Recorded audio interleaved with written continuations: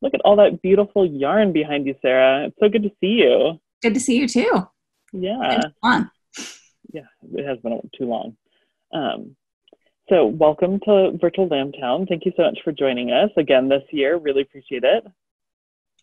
Yeah, it's been kind of a crazy year. Yeah, definitely has been a crazy year.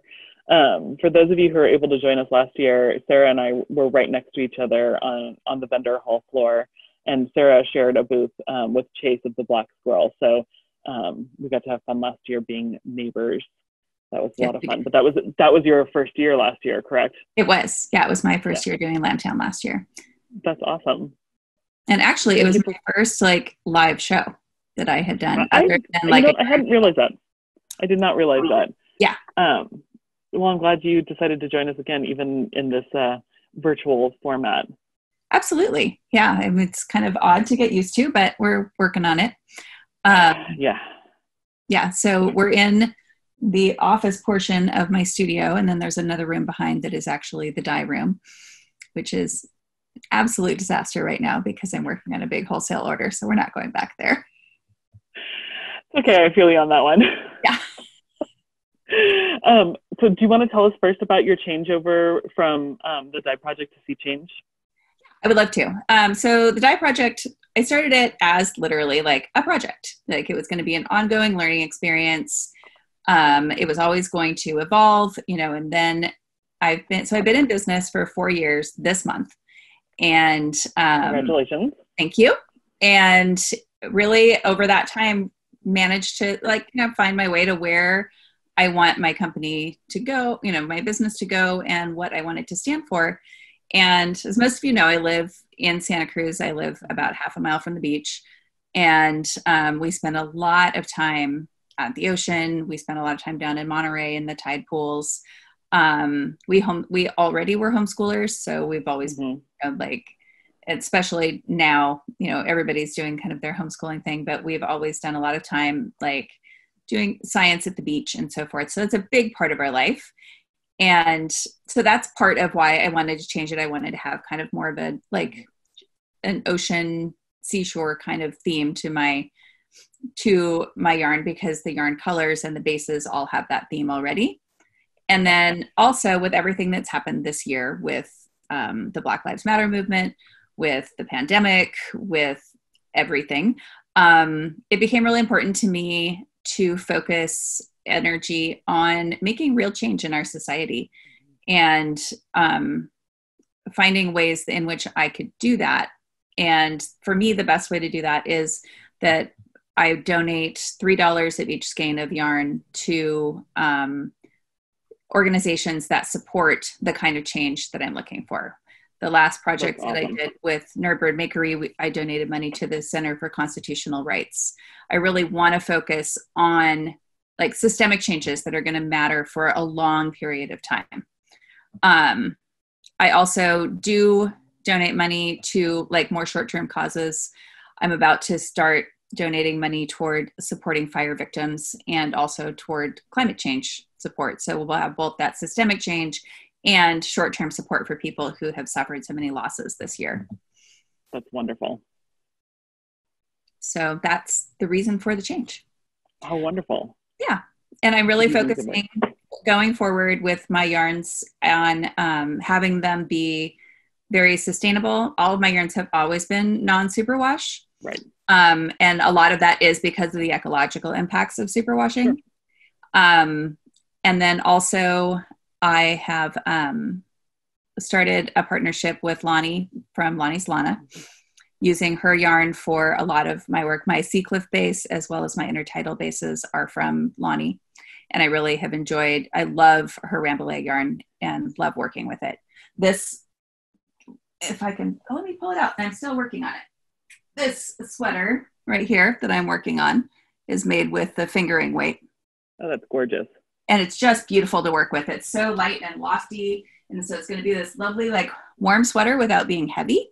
Yep. And then my cowl right here, using one of the same colorways. This is my Power Suit colorway.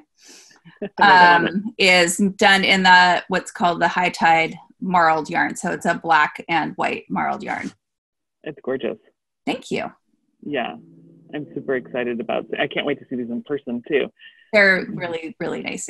I know that's the hard thing about virtual is like so much of my yarn is about feeling it and switching it. And so one thing that I'm doing, and I'm going to actually make them live this afternoon, is sample boxes for for a variety of different things. So you can get a sample box that has literally everything, or you can get one that's fingering weights, one that's sport weights. You can get them by base. So you can get the Ecola bases. You could get the Seacliff bases. I am coming out with some new bases that are also American Merino, called Pelagic, which of course is again related to the ocean. And it's a non-superwash, Great Basin Merino. It's sourced from Shaniko up in Oregon. Mm-hmm. Yep. And so you can get those bases as well. And then in addition to those, I have this one, which is a bulky merino, the Pelagic merino plus 20% silk. Ooh, gorgeous. Which silk is a big part of a lot of the yarns that I use. It's a lovely way to like bring in that shine and glow that you can kind of get on superwash yarns without it being superwash. It just adds that beautiful luxury touch to it.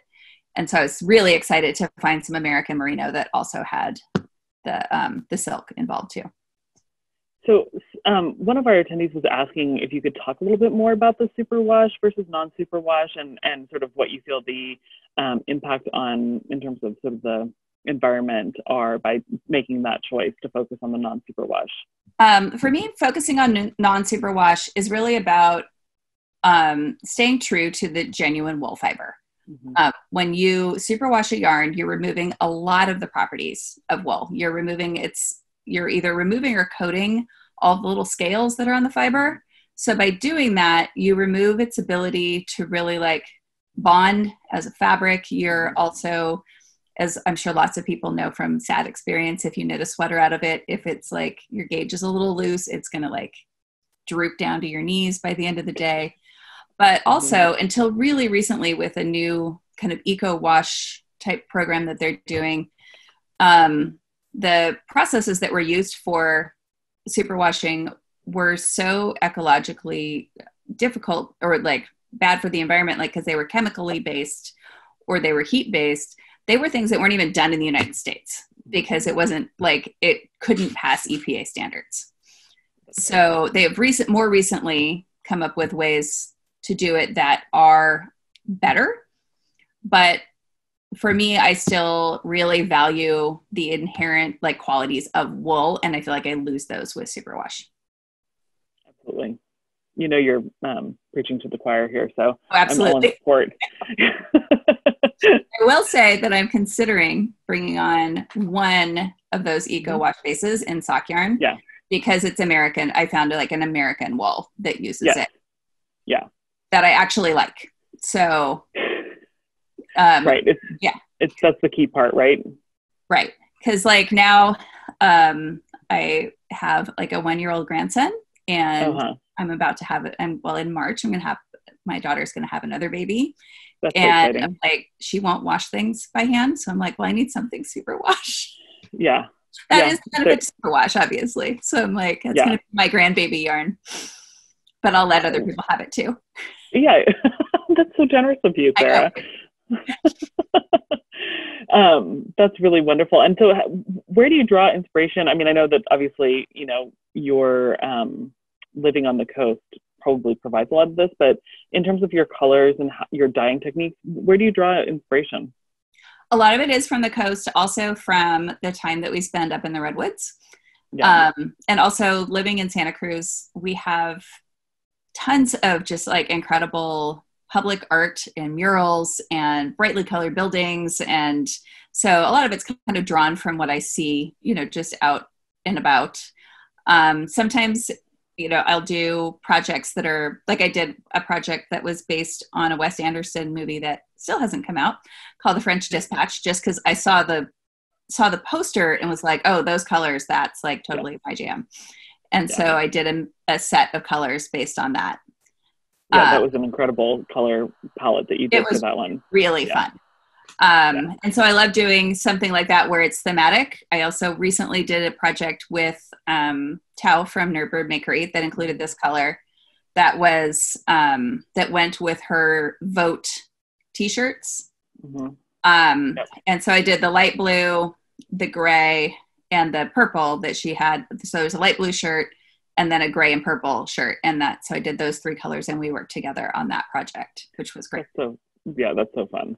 Yeah, so I really love to collaborate with other people in, like dreaming up color schemes and so forth. And it's a lot of fun. It's just a lot of fun. Yeah, and it helps push you outside of your sort of normal boundaries of, or what you sort of fall back on as a dyer. Like my personal color jam is always going to be like blues and greens and, mustard and pink. Like that's going to be me. So for other stuff, it's good to like work with other people. Yeah, for sure. Exactly.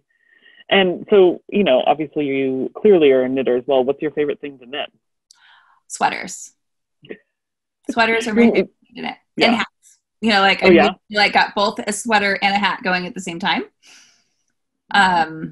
That's smart. Because I've got a big project and I've got a little project. Yeah, exactly. Yeah. And then every once in a while I'll go in a shawl kick. But not as often. I feel like shawls take as much time as a sweater and don't give me quite as much satisfaction. I think I just love like watching the geometry of the sweater evolve and become an actual garment. Yeah, I don't blame you. And what's the name of the project that you showed us earlier? That's the gray and This purple. is actually a project that's going to be released on the 14th. It's a test knit. It's exciting. Called, let me look. It's called Reggie is the name of it. Mm-hmm. And it's by Flossy Knits. Uh-huh. So she's going to release that on October 14th. Oh, that's exciting. Yeah. And it's a sweater with long sleeves. So sweater with long sleeves, and then the color work that's on the bottom will also be over to the cuffs. Yeah. It's lovely. Thanks. Yeah, I really have enjoyed knitting it. Do you want to show people your cephalopods that are behind you? Yes. This one over here. Because they're so cute. This is Taco. And he's actually wearing an octopus hat. You can't see it so well, but. Oh, that's awesome. Yeah, that's he's wearing a tentacle hat. And my teenager, Finn, knit this for me. Oh, you're so lucky. Yes. Finn, I will say, also designed my logo. Oh, I didn't know that. Yeah. Or did I? But that's wonderful. I love your logo. It's so great. Thanks. I really love it too. Yeah, I know. It's great. You guys, everybody should go look at it. It's wonderful. Finn has an amazing graphic design aesthetic, which I totally love. Yeah, and you're so lucky to have that just in-house, as it were. Right? Yeah, my in-house graphic designer who sometimes hard to get to pay attention, but Yeah, we all have our things, right? We do. Yeah. And also, he just started his freshman year in college, so. Maureen, excuse me, this is Sarah, and formerly of the Dye Project, but now Sea Change Fibers. Yeah, just somebody was asking, she stepped away, and so she's coming back and rejoining us and asking who we were talking to right now.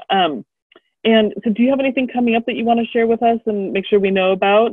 I'm this weekend going to update my website with the new pelagic yarn and the epipelagic yarn. I am also going to be bending at Indian Tangled in 2 weeks. And is that virtual or? That is also virtual, unfortunately. Great. But that's, I mean, we have to. Yeah. I'm looking at doing the yarn crawl in Portland in February, and I'm just like, how's that or in March, and I'm like, how's it gonna work? I'm still. Is that gonna happen? Yeah. But yeah, virtual is still the way to go for sure. Yeah. But yes, it'll be virtual. It's like I said, it's in 2 weeks. It's the 15th through the 17th. And I'm also currently working on. I'm currently working on a project with the Crafters Box. Oh, fun. Which is it's hand-dyed sock yarn. Oh, wow. And it's a pattern. So the pattern's by Ksenia from Life is Cozy. Oh, how wonderful. Yeah. So you get the pattern, a video workshop from Ksenia, and then the kit with, the kit with the yarn. And so it's, there's 4 different colors to choose from. And then there's like white toes and heels and cuff. That's so cool. Yeah. I can't wait to see that. So do you have a newsletter that people can sign up for, or should we be following you on my website? I have, there's a sign up, and I swear I'm going to start using it real soon. Okay. So people can sign up in anticipation for you using it. But in the meantime, we can follow you on social media to find out about these follow things, me on Instagram. And then, and then also, so when I do update the website, I definitely put it on Instagram that I've done so. Okay. But yes, I am going to start using my newsletter because I'm accepting that really I do have to do things that are not just in person or wholesale. Right. And so your website, is it still the Dye Project? It's either Sea Change Fibers or the Dye Project will go to the same site. Okay. And it's .com? Yeah. Okay. And so you can always go through the portal on the Lambtown app too. So it's there. Yeah. So Paola, that should help you find that. And one other thing I have going, I can only grab it here, because I don't have the sample yet, but Casey Knits, Kacey. If she's Casey Knits on Instagram, she just released the Palm Springs cowl, which is a beautiful colorwork cowl using these 2 colors of Ecola Sport. But I have lots of kits on my site in all kinds of different colors. I saw that and it was gorgeous. I definitely recommend everybody go take a look at it. It's a gorgeous pattern. I'm probably going to cast it on today. Yeah.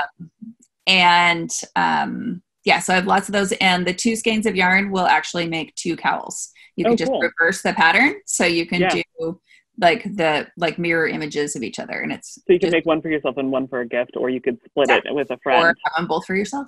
Or exactly right. Yes, absolutely. Thank you so much, Sarah, for joining us. I really appreciate it, and Thank you. Good to see you.